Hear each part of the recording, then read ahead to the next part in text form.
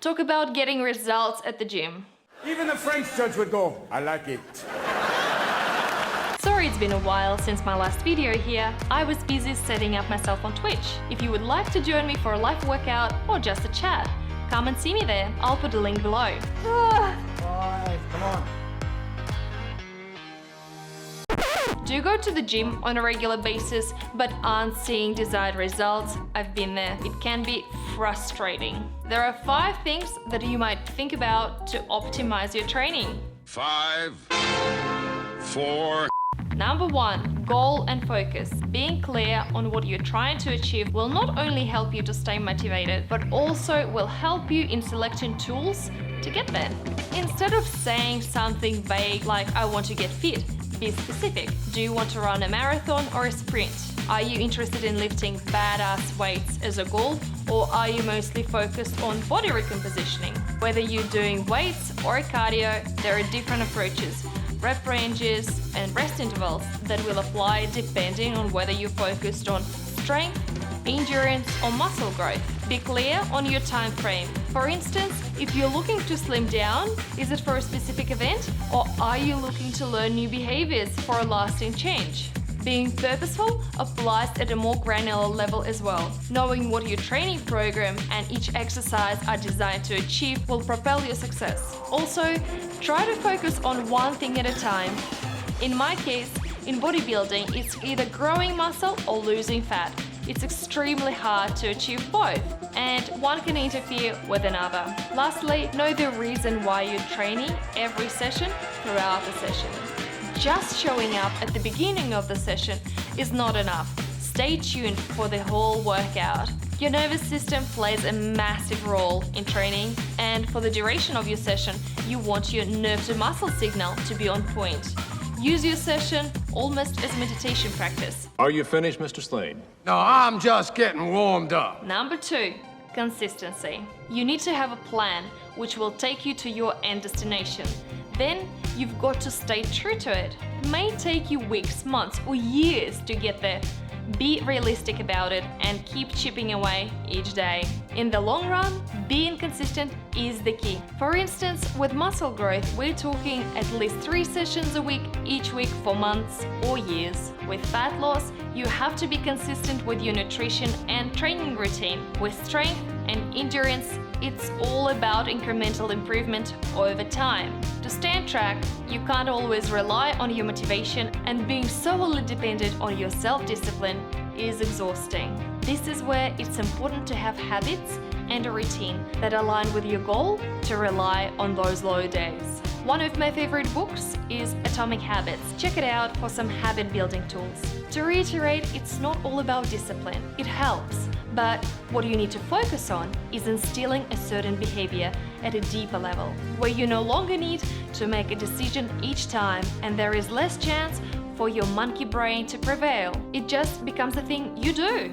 All that said, life happens. And in this regard, an all-or-nothing approach is not very helpful. You can make a mistake of throwing in the towel after doing something inconsistent with your plan, say missing a session or having an alcoholic drink. I'm learning now that it is consistency over perfection, so each sleep is a chance to improve your process and get back on track. You're also more likely to be successful if you're enjoying the process. Keep trying and exploring things that work best for you, such that you can stick to them in the long run. Ching. Number 3, adequate nutrition. Nutrition is made so complicated these days. I certainly fell into this trap and tried lots of different diets. Unless you have food intolerances, there is just no need to cut out certain food types. Keep variety. Keep it simple. There are a few things to consider.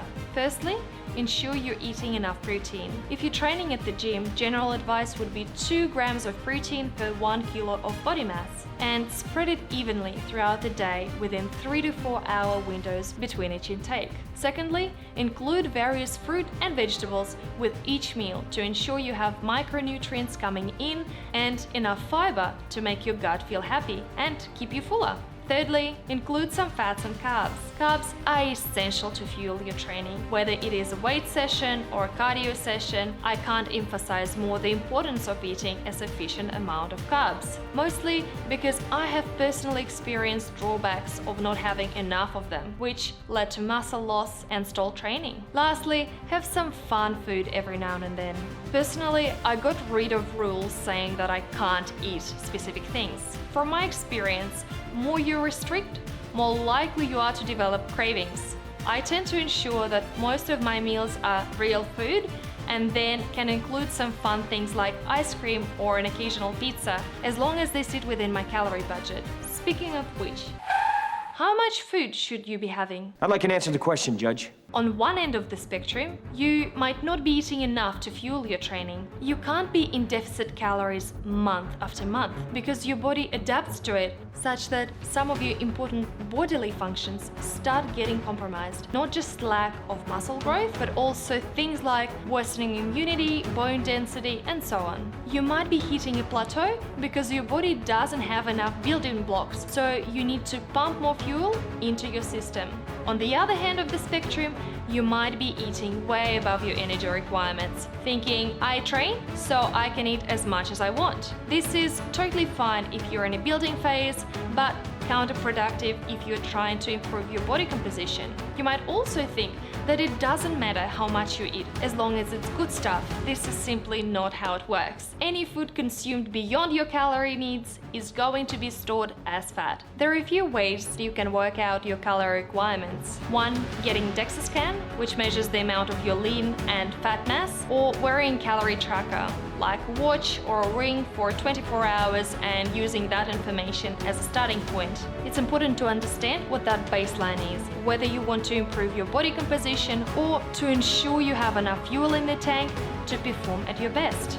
I do wish we could chat longer, but I'm having an old friend for dinner. Number 4, recovery and sleep. Sometimes the harder you push, the less results you get. Mostly it is to do with overtraining and not allowing your body sufficient time to heal and absorb the effects of your previous workout before you hit another one. It is very likely that you can benefit from a rest window between your workouts on the same muscle group of 48 hours plus, particularly if you're training at a high intensity. With the sleep, I used to be one of those people who said that 6 hours sleep is all I need. Do yourself a favor and listen to Matthew Walker's 90-minute interview with Joe Rogan to understand how fundamental the sleep is. These days, sleeping at least 8 hours each night is non-negotiable for me. You want to hit something between 7 and 9 hours regularly to see magic happen.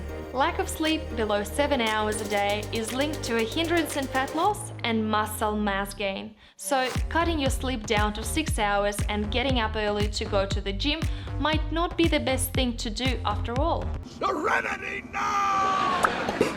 Number 5. Technique. Last but not least, ensuring your technique is on point is fundamental to quality performance. I get it, it's always tempting to go hard and fast. There are a few good reasons to perfect your technique first before you move on to more advanced variations or increase weight. The obvious reason is proper technique means you're minimizing the risk of getting injured. Right technique will ensure you're activating the muscles you're meant to activate and you're moving in a pattern maximizing your performance. Ask these questions. What muscles am I meant to activate by doing this exercise? Am I achieving maximum activation of a muscle or do I need to adjust my range or tempo? Once you're happy with your technique, you never really stop monitoring it. You may film yourself and watch the recording for any mistakes, or perhaps you would continue working with a personal trainer, exercise physiologist, or physio to spot any mistakes before they become a habit, which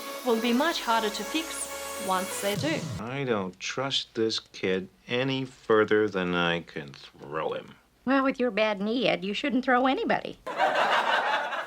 These are my 5 tips. If you find this video helpful, I would appreciate you sharing it, hitting a like button, and subscribing to my channel. For those following my competition journey, a quick update: the comp in July got cancelled and the shows in September, October got delayed. I'm yet to decide what to do next, but watch the space. Come and join me on Twitch for a live workout or a chat. And getting the shoulder pumps, so Thanks for that redemption. Would love to see you there. Bye! For instance, with muscle growth, we're looking at 3 sessions a week. No? These days, sleeping at least eat. Some of your important bodily functions. Some of your important bodily